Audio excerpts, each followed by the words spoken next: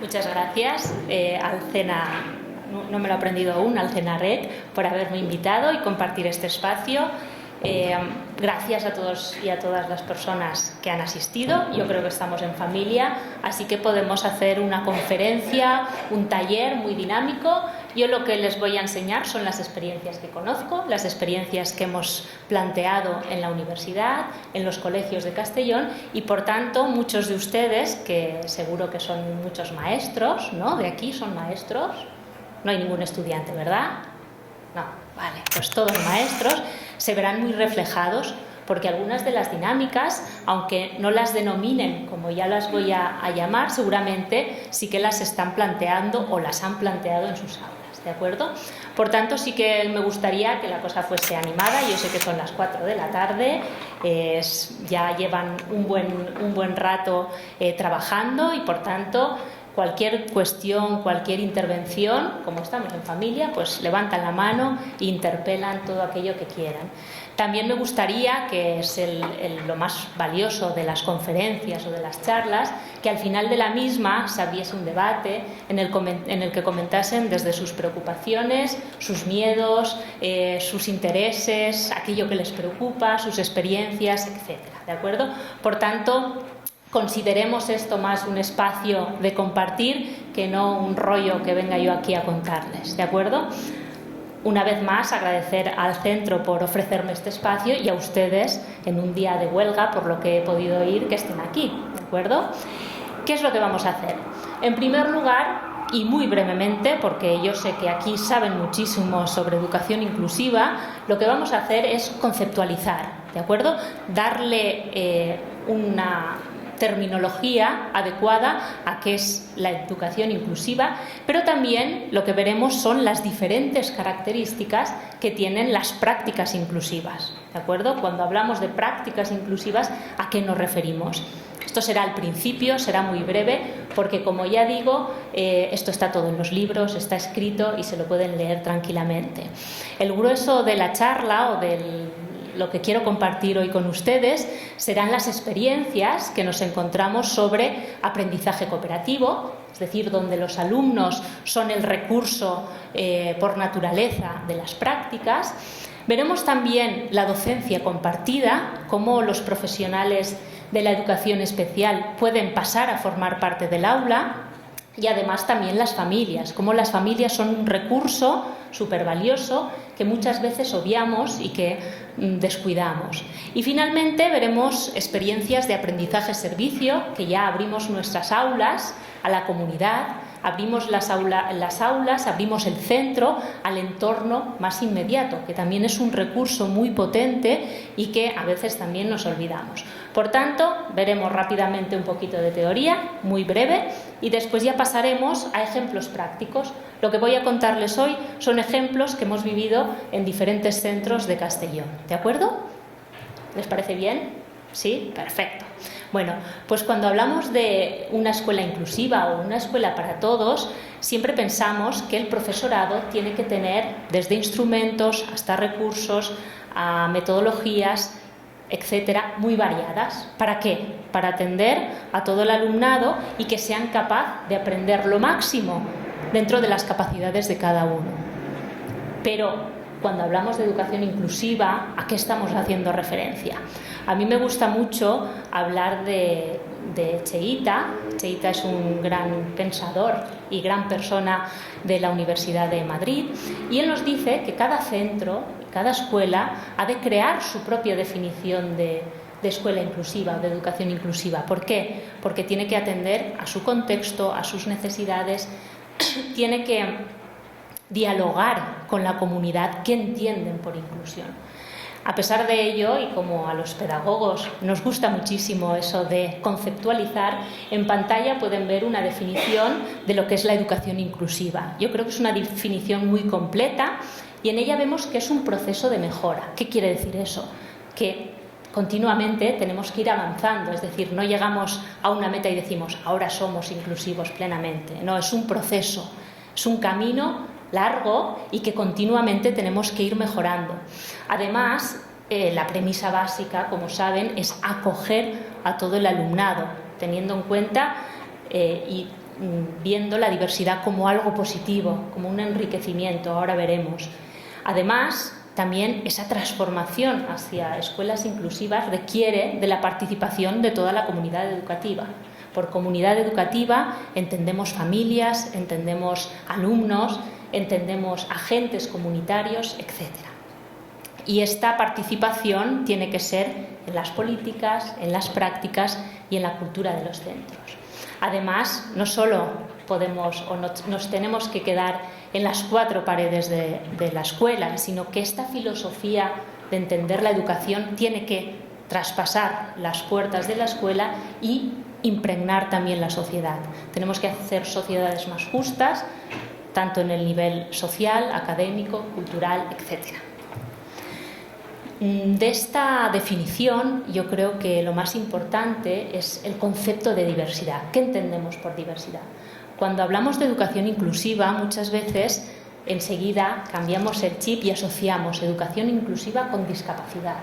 No, tenemos que ver que la educación inclusiva hace referencia a todo tipo de diversidades. Diversidad sexual, diversidad de culturas, de etnia, de religión, diversidad funcional, por supuesto. Desde la educación inclusiva, la diversidad sería una característica inherente a todos los seres humanos. Por tanto, todos los aquí presentes y todos somos diversos.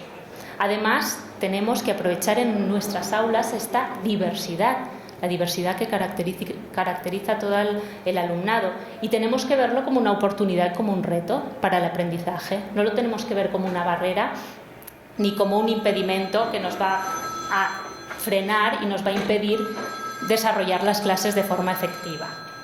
Además de este concepto de diversidad, también nombraría yo las 3 dimensiones que se trabajan en el Index for Inclusion, que serían la cultura, que haría referencia a quiénes somos y cómo nos ven, es decir, a los valores, a los objetivos que tenemos como escuela, las políticas, que sería cómo nos organizamos, qué tiempos tenemos, qué espacios dedicamos a la formación, por ejemplo. Revisamos los documentos de centro, no los revisamos. Y finalmente a las prácticas. Las prácticas harían referencia a cómo enseñamos y cómo aprendemos. En la sesión de hoy vamos a centrarnos en la última de las dimensiones. Por supuesto, las demás también son importantes, pero no da tiempo a verlas todas. Si tuviésemos que definir o hacer una foto de lo que sería una aula inclusiva, tendríamos una serie de características. Por ejemplo, entre ellas destacamos que todo el alumnado ha de estar presente y aprender dentro del aula. En las escuelas inclusivas, eso de que el profesor de educación especial coge a un grupito de alumnos y se los lleva fuera, no sería del todo correcto. Tendría que ser el profesional de apoyo el que entrara dentro del aula y hacer el refuerzo tanto a estos niños que tienen algún tipo de dificultad o tienen competencias más bajas, como al resto de la clase. Ya veremos cómo en la docencia compartida. Además, tendríamos que diseñar un currículum que respetara las características individuales de cada niño. ¿Cómo se hace esto? Pues con objetivos amplios más que con contenidos muy detallados. Además, también tendríamos que optimizar los recursos. A veces nos quejamos de que no tenemos recursos, pero no vemos que a nuestro alrededor tenemos muchísimos recursos. No se trata tanto de cantidad, sino de gestionarlos de forma adecuada. Con ello no quiero decir que no se destinen recursos a la educación, por supuesto. Además, también que todo el alumnado participe en las decisiones que se dan en el aula, desde los procesos de evaluación hasta cualquier actividad que se realice, las normas de aula o cualquier actividad que nos venga a la cabeza. ¿Por qué? Porque así se apropian de ellas. Además también, y yo creo que eso es básico y siempre lo remarco, sería empezar de los conocimientos que los docentes ya tienen. Los profesores hacen prácticas en sus aulas fantásticas. Lo que pasa es que se quedan en las 4 paredes y no salen de ahí, no se expanden al mundo. Yo creo que eso es un defecto que tenemos o que se tiene en la profesión docente, que no se valora uno mismo lo que hace. Muchas veces pensamos que estamos haciendo lo que toca hacer y no, estamos haciendo cosas muy positivas, que tienen mucho sentido y que ayudarían a los otros. Además, también tendríamos que evaluar cuáles son las barreras para el aprendizaje y la participación. ¿Cómo lo podemos evaluar? Desde haciendo observaciones en el aula hasta que otros compañeros nuestros viniesen a nuestra aula a observarnos. ¿Cuántas veces, si invitamos a nuestros compañeros a nuestras aulas para que nos critiquen, vemos cómo hacemos cosas que somos inconscientes? A lo mejor siempre le damos la espalda a un niño que le cuesta más. Pues estas cosas se detectan a través de la observación de los otros. Además, también, como he dicho, tendríamos que abrir la escuela al entorno, con dinámicas como el aprendizaje-servicio. Y también utilizar métodos que utilicen a los alumnos como redes de apoyos naturales, como el aprendizaje cooperativo o la tutoría entre iguales, ¿de acuerdo? Esto sí que me gustaría remarcarlo porque es lo que veremos ahora.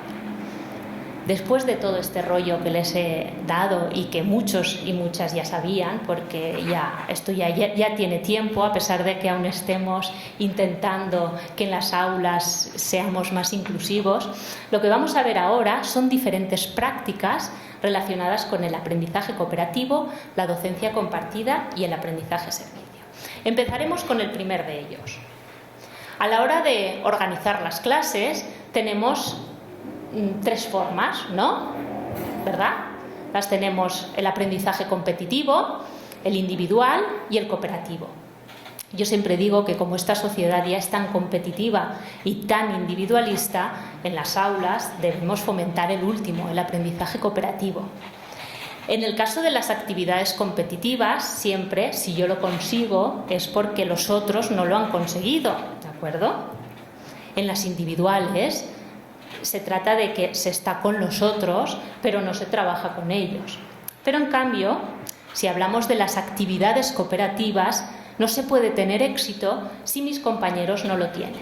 Aquí quería poner la foto del equipo de fútbol femenino de Costa Rica, pero como aún no sé cuál es, yo digo, no voy a poner ninguno porque igual puedo herir alguna sensibilidad y no se trata de eso.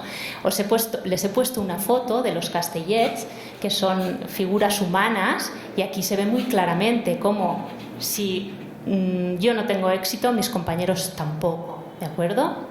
Por tanto, creo que es un ejemplo muy gráfico, al igual que los equipos de fútbol, ¿de acuerdo? Por tanto, yo creo que en la sociedad actual estamos muy necesitados de esta cooperación, de este aprendizaje cooperativo. ¿Por qué? Porque si conseguimos que los alumnos aprendan juntos y aprendan que pueden aprender juntos, parece un trabalenguas esto, que pueden estar juntos, que pueden vivir juntos, es decir, que pueden convivir, a pesar de sus diferencias, seguramente tendremos un futuro mejor. Por tanto, desde aquí yo apuesto por el aprendizaje cooperativo como mecanismo para mejorar no solo la convivencia de las aulas, sino después la convivencia en la sociedad.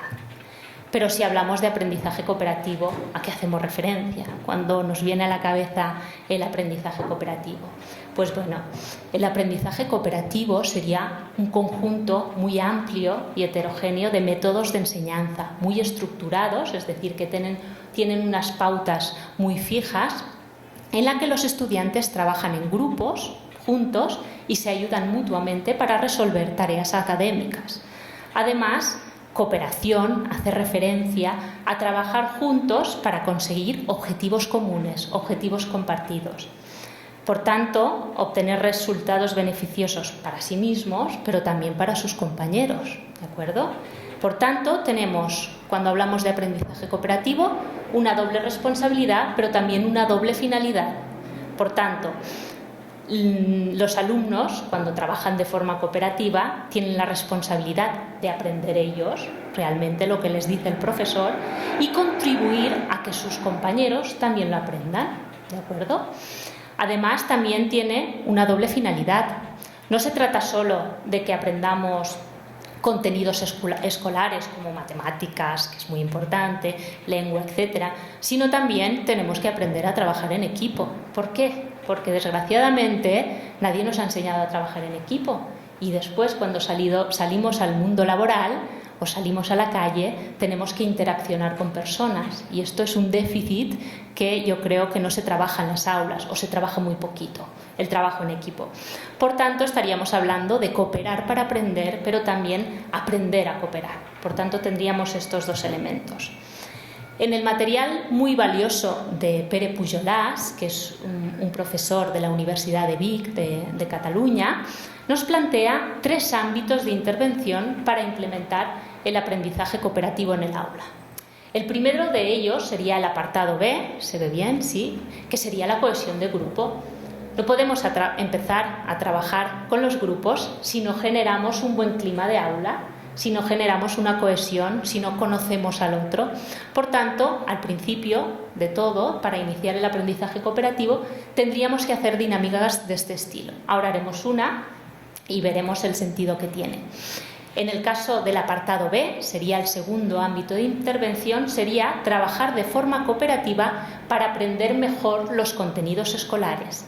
Dentro de este apartado encontramos técnicas cooperativas simples, que serían aquellas que pueden tener una duración de unos 10 minutos, que podemos ir incorporando en las aulas a medida que vamos explicando, o técnicas o estructuras cooperativas más complejas, que requieren de más sesiones. También veremos ejemplos y será mucho más práctico. Finalmente, en el apartado C, tendríamos el trabajo en equipo como contenido a enseñar. Es decir, que aquí tenemos recursos para organizar los equipos. Aquí es muy claro el tema de los roles. Ustedes utilizan los roles dentro del aula, el rol del portavoz, del supervisor, del encargado del material, etc. Además, también es muy importante las actas. Cuando estamos trabajando en equipo, es importante que los alumnos recojan acta de aquello que están haciendo, de lo que ha ido bien, de lo que ha ido mal y de los diferentes acuerdos a los que llegan. Por tanto, veremos brevemente, porque tampoco hay mucho tiempo, algunas técnicas concretas de estos niveles. El primero de ellos sería la cohesión de grupo. Es básico preparar y sensibilizar al alumnado para trabajar en equipo, ¿de acuerdo? Tenemos 2 estrategias. Yo, si les interesa mucho el tema, hay un manual, hay un librito que está online y que es gratuito y les puedo pasar toda la documentación. Por tanto, si quieren, no hace falta ni que tomen notas. El mundo de colores. Vamos a hacer, como no tenemos el material que nos hace falta, vamos a simular esta actividad. Por tanto, ahora quiero que cierren los ojos, todos y todas, y que piensen que les voy a pegar un sticker de estos que se utilizan en los coles, de color rojo, de color verde, azul, que tiene diferentes formas, triángulos, rectángulos, ¿vale? Cada uno tendría el suyo. Y a uno de ustedes no les pegaría nada, le haría el gesto, pero no pegaría ningún sticker, ¿de acuerdo? Piénsenlo.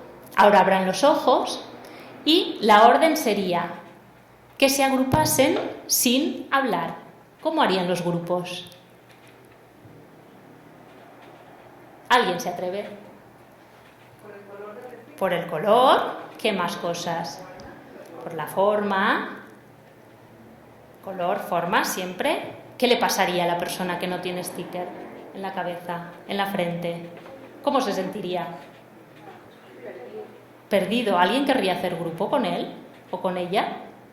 No, ¿vale? Bueno, esta es una dinámica muy bonita que se puede hacer a todos los niveles, desde niveles de infantil hasta niveles de universidad, y en ella rescatamos una serie de conceptos, ¿vale? ¿Qué es lo que pasa? Cuando hacemos los grupos siempre tendemos a hacerlos de forma homogénea. ¿Por qué? Siempre nos sentamos con las personas que son más afines a mí, que piensan como yo, que son muy parecidas a mí. Por ejemplo, no sé si les ha pasado, que seguro que aburrido es discutir con alguien que piensa de política igual que yo, ¿no? Y qué divertido es cuando uno se enzarza a discutir de política con alguien que no piensa como tú. Por tanto, siempre es importante que si nos agrupamos con aquellas personas que piensan como yo, que son iguales que yo, que son muy semejantes, se empobrecen los discursos, ¿de acuerdo? Eso seguro que lo han vivenciado y lo han pasado y es una realidad. Además, también de forma involuntaria, siempre tendemos a discriminar al que es diferente. Seguramente la persona que no tiene sticker, seguramente no, porque esta dinámica la hemos planteado muchas veces, siempre te dice que lo pasa fatal porque se quiere unir a los compañeros y los compañeros le retiran. ¿Por qué? Porque no lleva nada en la cabeza. Por tanto, es una forma de empatizar con el resto de compañeros que sufren algún tipo de discriminación, y también para ver y para evitar que los grupos tenemos que hacerlos de formas diferentes, tenemos que tratar de que cada vez trabajen con personas diferentes, precisamente para enriquecer los aprendizajes. También se da una cosa muy curiosa, y es que se ve la dinámica de funcionamiento de los grupos y de las personas. ¿Quiénes piensan qué harán los líderes? ¿Qué hacen? ¿Cuál es su función? Normalmente, cuando hacemos esta dinámica, esta dinámica con profesores y hay directores de centro, los directores son los que agrupan y el resto se dejan llevar por la corriente, ¿de acuerdo? Pues eso también es muy importante porque nos da... Ahora se oye, sí. Nos da información sobre cómo funcionan los grupos, y eso como docentes también tenemos que detectarlo. ¿De acuerdo? Por tanto, hay muchísimas más técnicas y dinámicas que seguro que muchos de ustedes conocen, pero esta sería una para evidenciar eso, la potencialidad de la diversidad y la discriminación. ¿Qué más aspectos o más técnicas conocemos? Bueno, ahora les voy a presentar dos técnicas que son del apartado B, si recuerdan, técnicas o estructuras cooperativas complejas. Seguro que la de puzzle de Aronson me suena de algo, o si no, ahora cuando la vaya relatando, seguro que dicen, pues yo también la he utilizado. Y veremos también la tutoría entre iguales. Para realizar la técnica del puzzle de Aronson, lo que tenemos que hacer es dividir la clase en grupos de 4 o 5 personas, ¿de acuerdo? Además, el material que tenemos o que vamos a trabajar lo fraccionaremos también en tantas partes como miembros tenga el equipo. Esto sería el grupo puzzle. Todos los integrantes del equipo que han estudiado el mismo subtema, a su vez, forman un grupo de expertos. Ahora veremos un ejemplo y enseguida lo verán. Y, a continuación, ese grupo de expertos retorna a su grupo puzzle o grupo base para explicar aquello que ha aprendido en el grupo de expertos. ¿De acuerdo? Para muestra, un botón. Les voy a contar un ejemplo relatado por una niña. ¿De acuerdo? Mucho más que aprender letras. El principio. Todo empezó un día que estábamos hablando como los mayores. Estábamos haciendo una asamblea o alguna cosa así. Hablábamos todos, niños, niñas y maestra, de cosas bonitas, y nos contábamos cosas y también decíamos lo que nos gustaba y lo que no. De repente apareció la palabra corazón y alguien dijo que le gustaría saber por qué hace pom, pom, pom. A mí también me hacía gracia saber eso del corazón, porque es muy extraño, no se para y no tiene pilas. Poco a poco, en la conversación, empezamos a hablar de las partes del cuerpo, y la verdad es que a casi todos nos apetecía saber cosas, pero sobre todo de los pelos, de cómo leemos, de las orejas, así que la maestra, Gloria, dijo, vamos a trabajar los sentidos. La organización. Nos dividimos en 5 equipos. No sé si la maestra lo había pensado, pero fuimos justitos. En cada equipo éramos 5. La maestra decía que éramos 5 porque los sentidos también son 5. Después nos dio una tarjeta a cada uno de los miembros del equipo. Eran todas diferentes, pero muy bonitas. Había dibujada la oreja o la nariz o el ojo. Cada uno tenía su tarjeta y tuvimos que hacer otra vez grupos con las personas de los diferentes grupos que había escogido el mismo dibujo. Ahora éramos los expertos. Estas son las tarjetas. Estos son los grupos puzzle. Y ahora eran los grupos de expertos. El material. Para el siguiente día de clase tuvimos que llevar libros, recortes de revistas, dibujos de casa que hablaran sobre los diferentes sentidos. En clase la maestra también había preparado algunos libros de la biblioteca, libros de texto y algunas imágenes que había obtenido de internet. Cada uno de los grupos de expertos empezamos a mirar todo el material, el nuestro y el de la maestra, pero teníamos un problema. Aunque algunos compañeros ya sabían leer, no nos enteramos demasiado de lo que pasaba, así que las maestras nos ayudaron a sacar la información. Y también fuimos maestros. Cuando ya sabíamos muchas cosas sobre los sentidos, volvimos a hacer los grupos del principio, pero ahora nos tocaba enseñar a los compañeros del grupo todo lo que habíamos aprendido de los libros.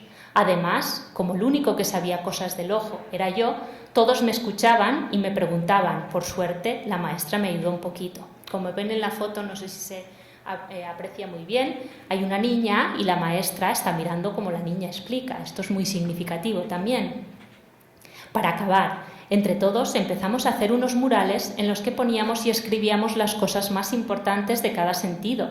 Como había muchas cosas que escribir, decidimos poner solo las cosas más importantes. ¿Para qué sirve? ¿Cómo es?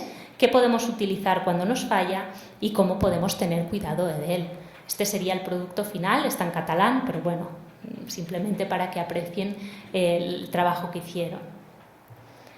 ¿Qué pasa con estas técnicas? ¿Qué ocurre cuando, por ejemplo, aplicamos el puzzle de Aronson, que se puede aplicar? Esto es a nivel de preescolar, pero tenemos experiencias de primaria, de secundaria, incluso de universidad. Bueno, pues como ven, se genera una interacción entre el alumnado muy intensa. El alumnado aprende a escuchar de forma activa, a escuchar al otro. Además, se da una interdependencia positiva muy bonita. ¿Por qué? Porque el trabajo de cada miembro del equipo es imprescindible para el resto. ¿De acuerdo? Es decir, yo no puedo completar mi trabajo si no tengo la aportación de mis compañeros. Y, por supuesto, y esto es muy importante, ayuda a ver al resto de compañeros como una fuente de aprendizaje, como un recurso, como a personas que podemos recurrir si también tenemos cualquier duda o cualquier problema. La tutoría entre iguales. Vamos a pasar a ver la tutoría entre iguales, que también sería una técnica cooperativa compleja. Ahora veremos por qué.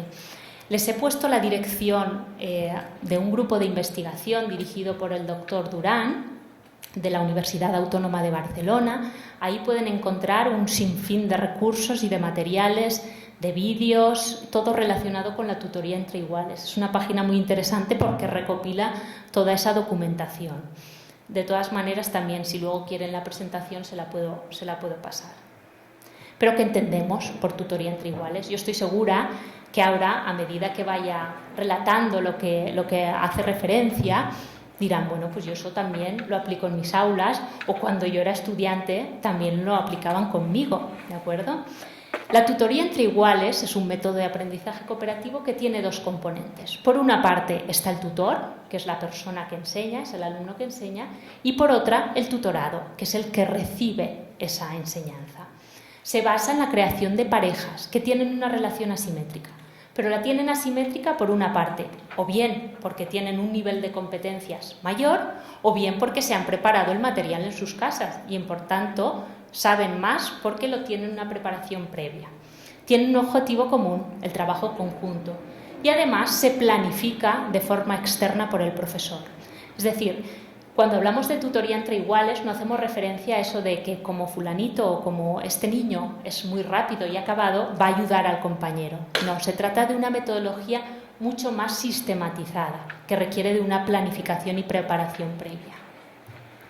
Tenemos dos tipos. Encontramos la tutoría entre iguales recíproca, en la que los roles se intercambian, ¿de acuerdo? Es decir, que yo una sesión haré de tutora, pero la otra sesión tendré la oportunidad de hacer de tutorada, ¿de acuerdo? Normalmente se da en la misma clase, en el mismo grupo de aula. Por su parte, tenemos la tutoría fija. Es aquella en que los roles no se intercambian, por tanto, yo voy a ser siempre el tutor y nunca voy a cambiar el papel, y además siempre las parejas se suelen hacer teniendo en cuenta las competencias académicas, es decir, el alumno más competente se empareja con el que tiene unas competencias menores. En cambio, en la recíproca, las competencias han de ser similares.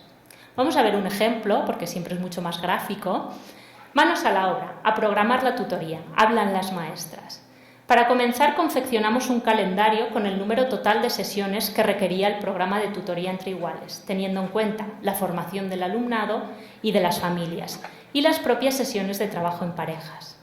Acordamos realizar a lo largo de un trimestre 2 sesiones semanales de 40 minutos, cada una, martes y viernes. De este modo, asegurábamos que a los tutores les diera tiempo a preparar las fichas en sus casas con la ayuda de sus familias. Piensen también que cada contexto y cada escuela tiene que adaptar estas estrategias. A lo mejor hay centros en los que la participación de las familias es muy baja, pues buscaremos recursos y estrategias para evitar esto, para paliarlo más que para evitarlo. La asignación de parejas debía realizarse antes de la formación del alumnado. Teníamos 2 grupos. En uno aplicamos la modalidad recíproca, donde se formaron las parejas por niveles de competencias semejantes, y por otra la modalidad fija, donde el tutor debía tener un mayor nivel de competencias que el tutorado. Además de estas anotaciones, tuvimos en cuenta otros criterios para realizarlas, como la necesidad de compatibilizar caracteres. Es decir, 2 niños muy movidos jamás los pondremos juntos. ¿Por qué? Porque nos dinamitarán la clase, la sesión. Previo a la formación del alumnado y de las familias, era necesario tener preparadas todas las fichas y el material de trabajo. Así es que creamos 20 fichas. Pero no se elaboró únicamente este material, sino que además se crearon recursos como complemento de trabajo para dinamizar las sesiones. Aquí tenemos un ejemplo de las fichas que se utilizaron para trabajar en las aulas. Todas tenían siempre la misma estructura, así los alumnos se adecuaban y se habituaban a esta forma de trabajo. En primer lugar, siempre había unas preguntitas de antes de leer. ¿Qué es lo que pretendían estas preguntas? Activar conocimientos previos, es decir, por ejemplo, en este caso, ¿te has disfrazado alguna vez? Una serie de preguntas que lo que hacían era romper el hielo y hacer que la dinámica fuese más activa. Después se hacía una lectura en la que primero leía el tutor de forma correcta, como se lo había preparado en casa, sabía exactamente cómo leer, y después leía el tutorado. Y el tutor tenía que estar pendiente de que no hiciera ningún error. Además, como ya sabemos después de la lectura, hacían preguntas de comprensión lectora para ver si efectivamente se había captado aquello que se estaba leyendo. Además, también teníamos actividades complementarias. Piensen que el nivel o la velocidad puede variar de cada una de las parejas. Por tanto, aquellas parejas que acababan antes hacían estas actividades complementarias. Aquí tienen otra. Como ven, siempre es la misma estructura. Pero era necesario formar al alumnado, pero también a las familias. Acordamos realizar 2 sesiones de formación con el alumnado. Cada una de ellas tuvo una duración de 1 hora. En la primera pensamos que era importante que reflexionaran acerca del trabajo por parejas y en la segunda revisamos el contenido, la estructura de las fichas y de la dinámica en general. Además, concretamos un día donde los papás y las mamás asistieran para recibir las instrucciones para ayudar a sus hijos e hijas en casa. Aquí tenemos un material muy válido que se utiliza para hacer las sesiones de formación con el alumnado. Aquí siempre tenemos que decir o tienen que aflorar cuáles son las características de un buen tutor. ¿Saben cuál es la primera característica que decían los alumnos? ¿Cuál piensan de las que hay ahí? ¿Se les ocurre alguna? La paciencia. Siempre decían, para ser tutor hay que ser muy paciente. ¿De acuerdo? Esto era una característica o un rasgo fundamental para ellos. Además, por supuesto, el tutorado tenía que ser respetuoso, estar motivado, etc. Estas fichas las haríamos en tamaño póster para que las tuviesen presentes a lo largo de las sesiones. Además, también es importante ver qué beneficios tienen, es decir, que cuando les expliquemos a nuestros alumnos que van a trabajar por parejas, tienen que ver que eso les va a ayudar tanto en su aprendizaje como en cualquier competencia, por ejemplo, a la hora de hablar en público, o que estudiarán 2 veces, ¿no? Porque irán más preparados al examen. Algunas de estas características o beneficios las dijeron los alumnos que participaron en las sesiones de formación. Además, también este es un material muy importante. Ya saben que los niños, cuando ven que su compañero se equivoca, son muy impulsivos y enseguida les dicen, te has equivocado aquí, ¿de acuerdo? Y no les dejan tiempo para pensar. Por tanto, creamos este material para que ellos mismos, los tutores, interiorizaran que cuando detectaban un error tenían que dejar tiempo a sus compañeros para que pensaran. Además, les tenían que dar pistas. Esto al principio cuesta mucho, pero después ya no les hacía falta este cartel. ¿Por qué? Porque lo habían interiorizado todo. También utilizamos un diccionario de elogios. Cuando el tutorado hacía las cosas bien, siempre se le tenía que reforzar positivamente con una palabra bonita, ¿vale? Este diccionario se construía o se construye en las sesiones de formación. Por ejemplo, si así lo estás haciendo muy bien, se va completando a medida que los niños y niñas van dando sus elogios. Las sesiones transcurrieron con mucha normalidad, nunca tuvimos ningún incidente grave, únicamente problemillas del tipo Juan no ha venido, ¿con quién me pongo? Y entonces nos tocaba hacer tríos, o se me ha olvidado la ficha en casa, ¿qué hago? Donde tras una reflexión con el tutor le hacíamos ver las repercusiones negativas que tenía en el tutorado no haber preparado y conveníamos que hicieran la ficha conjuntamente. Pero los alumnos, ¿qué decían? A nosotros, como tutores, nos ha gustado mucho que nuestra pareja nos haga caso e incluso hemos podido mandarles, eso les encantaba. Es muy grato el poder prestar ayuda y el poder enseñar y ver cómo esta experiencia hace que hayamos adquirido un aprendizaje más profundo de la materia, tanto nosotros como nuestros compañeros tutorados. A nosotros los tutorados nos ha gustado mucho estar con nuestra pareja y sobre todo el hecho de que si en algún momento no sabíamos alguna cosa, nuestras parejas nos la decían en el momento, era muy rápido. Nuestros tutores nos lo han explicado todo y eso nos ha posibilitado aprender muchas cosas a través de esta forma de trabajar. No les he comentado que al final de las fichas había un diario de la sesión, está ahí. Como ven, tienen que reflexionar de forma conjunta qué he aprendido hoy. Pues uno de los aprendizajes de un niño era estar atento y también qué he de mejorar. Evidentemente aquí pone la letra, son alumnos de tercero, ¿de acuerdo? Por tanto, se van revisando ya sus propios aprendizajes y van viendo en qué cosas tienen que mejorar. También la sesión de hoy ha ido bien, regular o mal, también iban marcando. Por tanto, hay muchas ventajas tanto académicas como sociales en el caso de la tutoría entre iguales. Sobre todo, se han hecho muchos trabajos con alumnado autista, que también ha hecho este papel. También se ha trabajado con alumnos, por ejemplo, en nuestra experiencia, alumnos que tenían o que estaban etiquetados con necesidades educativas especiales. Se les dio la oportunidad de hacer de tutores, es decir, la tutoría recíproca, y su conocimiento y su autoconcepto, porque también se midió el autoconcepto, dio un estirón, es decir, aumentó muchísimo. ¿Por qué? Porque se veían capaces de enseñar. Además, también pues los alumnos son conscientes de aquello que no saben, porque les hacemos reflexionar y también, como se tienen que preparar las fichas, también detectan aquellas lagunas que no tienen o que no poseen. ¿Cuáles son las consideraciones generales que tenemos que tener en cuenta a la hora de plantear el aprendizaje cooperativo? Pues lo primero de todo es ir poco a poco, ¿de acuerdo? Es decir, ir probando, ir testando, ir trabajando, si recuerdan el círculo, el apartado A, la cohesión de grupo. Cuando consigamos generar ese clima de aula válido, ya podremos empezar a plantear estructuras cooperativas simples y complejas, ¿de acuerdo? Además, también el papel del docente es fundamental. Tiene que ir supervisando y revisando el funcionamiento de las parejas, de los grupos, etc. Bueno, ahora vamos a pasar a la docencia compartida. Ya me queda poco y luego ya podemos empezar a hablar entre todos y todas. Por una parte, de esto voy a ser mucho más breve. Vamos a hablar de la docencia compartida con otros profesionales. Les he dejado una referencia de un libro que es fantástico, que es el libro de Teresa Huguet, Aprender juntos en el aula, en la que nos da muchas pautas y muchas pistas para que el profesor del aula ordinaria, el profesor regular, trabaje con el profesor de educación especial, ¿de acuerdo? Es un libro muy, muy bueno.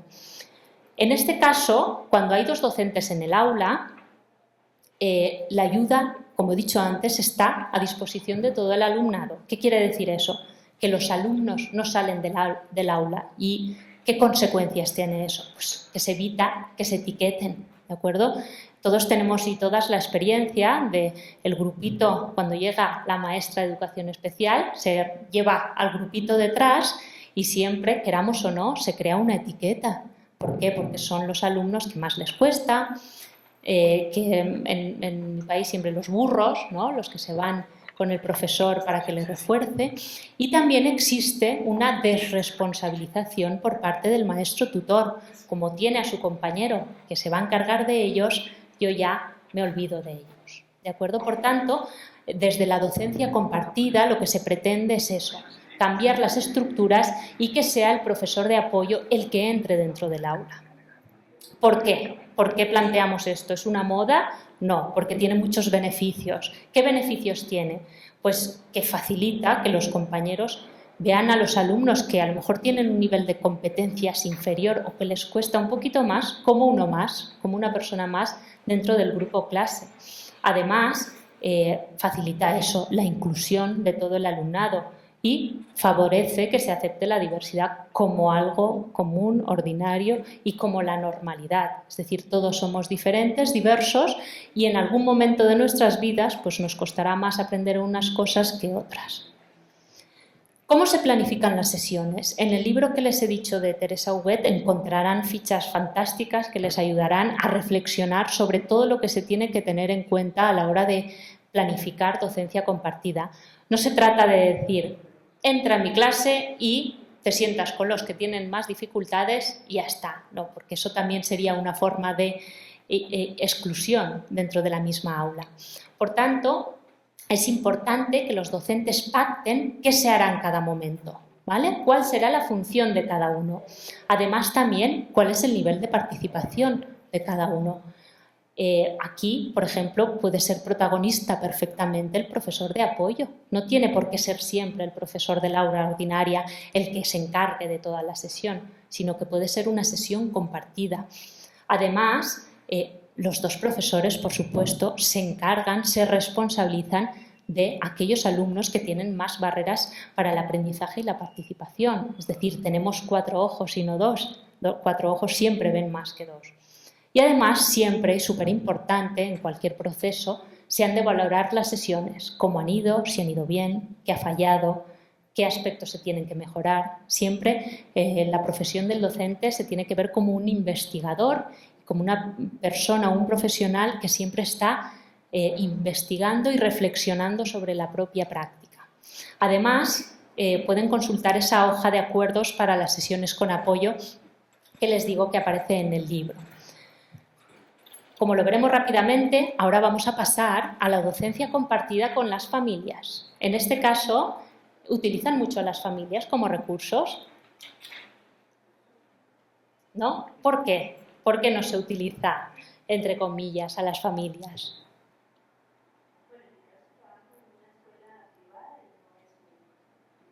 ¿Para qué se llama a las familias normalmente? ¿Para dinero?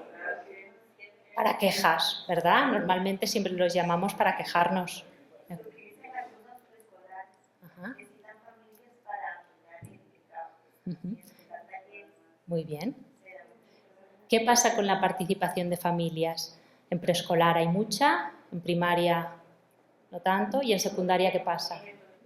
Se desvanece, ¿vale? Es que no siempre, siempre van a haber algunas familias con las que uno puede contar, siempre va a ser así, pero por lo general las otras están como más evaluando el trabajo de docente o de la institución, que sienten que es responsabilidad de la institución que el estudiante esté bien, ¿verdad? Y no se sienten como parte del proceso, se sienten que no, que ellos exigen, ¿verdad? Entonces tal vez uno quiere que sean cooperativos, pero no, ellos sienten que es responsabilidad de la institución y del docente sacar adelante a los chicos. No con todas las familias se puede hacer. Normalmente, y siempre por ejemplo, les hablo de la realidad de Castellón, de donde soy yo, que es la que conozco. Muchos maestros también nos dicen eso, es que vamos a llamarlos y es que no van a venir. Y es que van a venir a evaluarnos, tienen miedos. Pero realmente, cuando les llaman, acuden. Lo que pasa que, claro, a veces tenemos que ser conscientes de que no podemos llamarlos a las 7 de la tarde, a lo mejor cuando están trabajando, o a las 5. También tenemos que ser ingeniosos y tratar de buscar aquello que les incentive. A lo mejor pues hacer una merienda para que vengan y que coman y que compartir con ellos ese espacio. Es decir, se trata de buscar estrategias para que las familias acudan a las aulas. De formas de ayuda familiar hay muchas, como ustedes han dicho, los talleres, ¿no? Participar en actividades más concretas, los disfraces, que es muy típico, ¿no? Ayudarnos a hacer disfraces, participando en sesiones de clase, eso ya no es tan común, suele ser común en preescolar, pero a medida que avanzamos ya la cooperación y la colaboración con las familias se desvanece. Pero también hay una metodología o una forma de organizar el aula que son los grupos interactivos, ¿los conocen? ¿Les suenan? Los grupos interactivos los desarrollan desde el CREA, Ramón Flecha, no sé si les suena ese nombre, y se trata de que en el aula se realizan agrupaciones heterogéneas, es decir, se forman grupos de alumnos, 4 o 5 alumnos, y hay un adulto a cargo de esos grupos, ¿de acuerdo? Es decir, imagínense una clase de 25 alumnos, hacemos grupos de 5 personas y en cada una hay un adulto. Este adulto puede ser un familiar, puede ser un tío, puede ser un primo, puede ser un vecino o también puede ser un alumno de prácticas, un alumno practicante o un exalumno. Es decir, que podemos contar con personas que han formado parte o que forman parte de la comunidad educativa. Entonces, durante 15 minutos, 15-20 minutos, lo que se hace es una actividad con cada uno de los grupos, ¿de acuerdo? Puede ser una actividad de matemáticas, de lengua, etc. Y el papel del adulto es dinamizar, ¿de acuerdo? Acelerar los aprendizajes. Por tanto, aquí podemos incorporar a las familias a que se atrevan a participar dentro del aula, ¿de acuerdo? Muchas veces tienen cierta reticencia porque a lo mejor dicen es que no doy el tallo, no doy el nivel que se dice, pero si ven que otras familias lo hacen, pues seguramente ellas también se verán capaces de hacerlo. Por tanto, tenemos que redefinir el papel de los educadores especiales, ¿no? Siempre los imaginamos en su cuartito con los alumnos que más les cuesta, redefinir también el papel de las familias, verlas como un recurso y aprovecharlas, ¿de acuerdo? Y se trata de elaborar o trabajar conjuntamente unos con otros. Y ya para finalizar, y me callo ya, hablaremos del aprendizaje-servicio. El aprendizaje-servicio, seguro que muchos de ustedes lo realizan de forma, no le ponen ese nombre, pero estoy seguro que en algún momento de su trayectoria lo habrán utilizado. Se trata de una propuesta pedagógica para implicar al alumnado en la vida de la comunidad, ¿de acuerdo? Favorece la participación de los agentes sociales, es decir, del entorno que rodea a la escuela, y propone la búsqueda de soluciones conjuntas para las necesidades de la comunidad.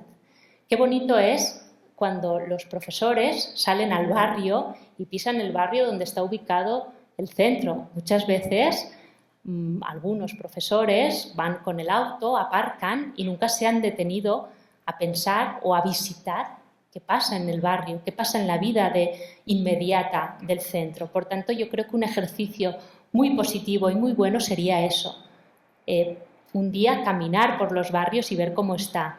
Además, también favorece la implicación en las realidades sociales y en la sensibilidad de necesidades que se dan en la comunidad. Pero tiene 2 componentes. Sin uno de ellos no sería aprendizaje-servicio. Siempre tenemos que trabajar contenidos escolares. Si no los trabajamos, se convertiría en voluntariado, ¿de acuerdo? Por tanto, siempre es importante que cuando planteemos aprendizaje-servicio lo unamos o miremos cuáles son los contenidos curriculares que se van a trabajar, que siempre son muchos y siempre se hace de una forma interdisciplinar, ¿de acuerdo? Trabajaremos matemáticas, lengua conjuntamente. Pero también, por otra parte, tiene que estar la pata de la intencionalidad solidaria, es decir, que se presta un servicio siempre atendiendo y pactando con las necesidades de la comunidad. Hay muchísimas experiencias bonitas, preciosas, y estoy segura que muchos de ustedes tendrán, ¿no? No le habrán dicho aprendizaje-servicio, pero estoy segura que lo habrán hecho. En estas páginas web, que no sé si se ven muy bien, aparecen un sinfín de experiencias de todos los niveles, desde el nivel de preescolar hasta la universidad. Yo les invito a que buceen por estas páginas y que vean la cantidad de propuestas exitosas, y además está muy bien porque te plantean o se plantea la experiencia y además cuáles son los contenidos curriculares que se han trabajado. Hay muchísimas. Les voy a poner un ejemplo para que se hagan cuenta o se hagan una idea. Una sería la ecoauditoría, en la que la comunidad o la necesidad puede ser la propia escuela, en la que los niños de primaria emprenden medidas correctoras para el centro y para la ciudad, contribuyendo a crear un entorno urbano más sostenible. Por ejemplo, lo que hacen es medir la cantidad de luz que se gasta en el colegio, la cantidad de papel, si se recicla, si no se recicla. Por ejemplo, si hay ríos cercanos, ver la cantidad de contaminación que tienen esos ríos. Por supuesto, ahí estamos trabajando un sinfín de materias, desde las ciencias sociales, naturales, etc. También se hacen campañas. Por ejemplo, imagínense que se detecta que un río está muy contaminado, pues los alumnos son los que redactan una nota de prensa y la envían al periódico haciendo una denuncia, ¿de acuerdo? Por ejemplo, cuentos a través de la radio. En un centro de Valencia, donde el 90% del alumnado es de etnia gitana, lo que están haciendo para motivar a los alumnos, que realmente están poco motivados, es la creación de una radio. Es un espacio donde los alumnos de secundaria pues van relatando aquello que sucede en la escuela, lo que sucede en el barrio. Invitan a familias para que hablen por ejemplo, de la familia, de la importancia de la familia en la cultura gitana, que hablen de flamenco, por ejemplo. Es decir, que hablen de una serie de temáticas que son cercanas a ellos. Campañas de donación de sangre, también esta es una experiencia muy importante que se realiza en Cataluña, donde se fomenta que desde las escuelas que se done sangre. Aquí se estudian un sinfín también de materias, desde habilidades organizativas, porque se tienen que organizar para ir a visitar otros centros, hasta técnicas de difusión de comunicación, porque tienen que hacer ruedas de prensa en los ayuntamientos o en los municipios o en las teles, etcétera. Por tanto, podríamos decir o tendríamos un sinfín de experiencias sobre aprendizaje-servicio, pero sobre todo me gustaría recalcar en este sentido que la formación de ciudadanos críticas y activos y responsables y comprometidos con su entorno creo que es una de las necesidades más básicas que tiene a día de hoy la sociedad y que desde los centros educativos tenemos que impulsar, crear ciudadanos críticos, responsables, comprometidos. Es algo difícil, pero yo creo que como educadores y educadoras tenemos también esa función, a pesar que nos midan y nos hagan esos rankings de PISA y todas estas cosas que creo que con las que no estamos muy de acuerdo o que podríamos discutir sobre ellas, pero también es importante crear una ciudadanía crítica. Por tanto, ¿por qué utilizar esto?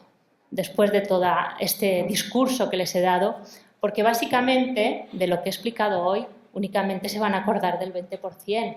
En cambio, si nos hubiésemos puesto a practicar, a hacer las dinámicas, a enseñar a otros, a irnos fuera de aquí y experimentar a ver qué organizaciones conocemos, seguramente la media de retención del aprendizaje hubiese sido del 90%.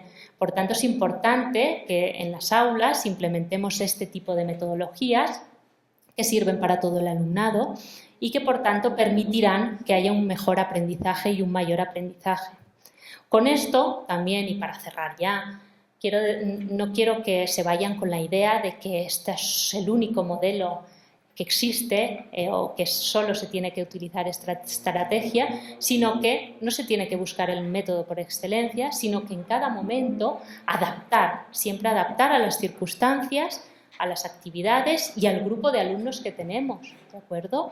Además, también es muy importante el confiar en nuestros alumnos, en las familias y sobre todo en la comunidad educativa. A veces, como he dicho antes, no se trata tanto de cantidad o acumulación de recursos, sino de una buena gestión de los mismos. Y sobre todo, y creo que esto es fundamental, aprovechar aquello que ya sabe la escuela, aquellos conocimientos y saberes que tenemos todos y todas y que a través de la experiencia o a través de otras lecturas que hemos hecho, pues ya posee el profesorado. A lo mejor no tiene que venir un experto a decirnos lo que tenemos que hacer, sino se trata que entre los docentes se compartan estas experiencias. porque es ahí, en esos espacios de reflexión, donde más se aprende, donde problematizamos nuestra acción docente. Por tanto, con esto ya cierro. Muchas gracias por haberme escuchado y ahora, si les parece o si quieren, pueden hacer cualquier reflexión, comentar, preguntar. Si sé responder, responderé gustosamente o como quieran.